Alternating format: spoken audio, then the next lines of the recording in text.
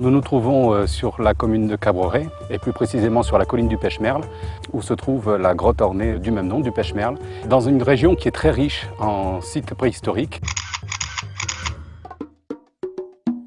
Pêche-Merle a un aspect géologique qui est très intéressant, très varié, avec de nombreuses variétés de concrétions, et dans ce cadre-là s'inscrivent les peintures préhistoriques.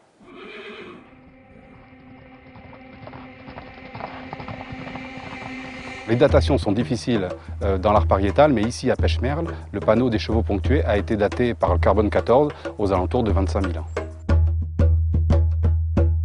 La grotte a été découverte en 1922 par deux adolescents qui faisaient de l'exploration souterraine.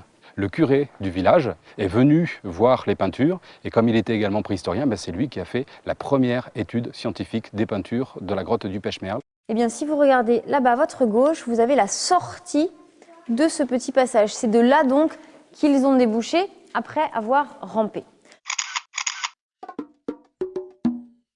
Quelques bougies, un peu de corde, une lampe à carbure et une expédition qui est assez longue. Il reste presque 10 heures sous terre, 10 heures dans la grotte. Les guides de Pêche-Merle, pour une bonne partie d'entre eux, sont des habitants de Cabreret et ils essayent de transmettre aux visiteurs leur passion parce qu'ils sont passionnés par la préhistoire. Si vous vous retournez, messieurs, dames, regardez ici. Vous avez ce qu'on appelle une main négative. Alors qu'est-ce qu'une main négative? C'est très simple, c'est un pochoir. Pour la réaliser, je vais poser ma main contre la paroi, prendre de la poudre d'ocre directement dans la bouche et ensuite souffler la couleur. On suppose ici qu'il pourrait s'agir d'une main de femme. On voit des empreintes de pas, on voit des traces de mains, on voit des peintures réalisées par Cro-Magnon et donc il y a cette proximité entre le visiteur et nos ancêtres Cro-Magnon et ça crée une émotion.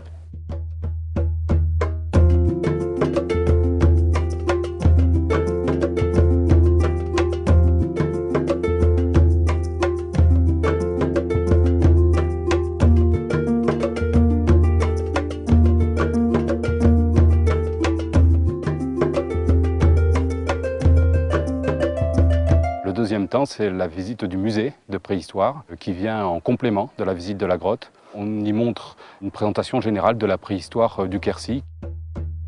Très clair, hein, c'est accessible à tout le monde. C'est magnifique les dessins et puis... C'est des merveilles quoi. Ça nous laisse tout petit hein, par rapport à ce qu'on vient de voir. C'est bizarre parce qu'on a l'impression que c'est tellement bien conservé que ça fait récent en fait, je trouve. Et du coup on a un peu de mal à s'imaginer que ça a été fait il y a très longtemps, comme disait la guide.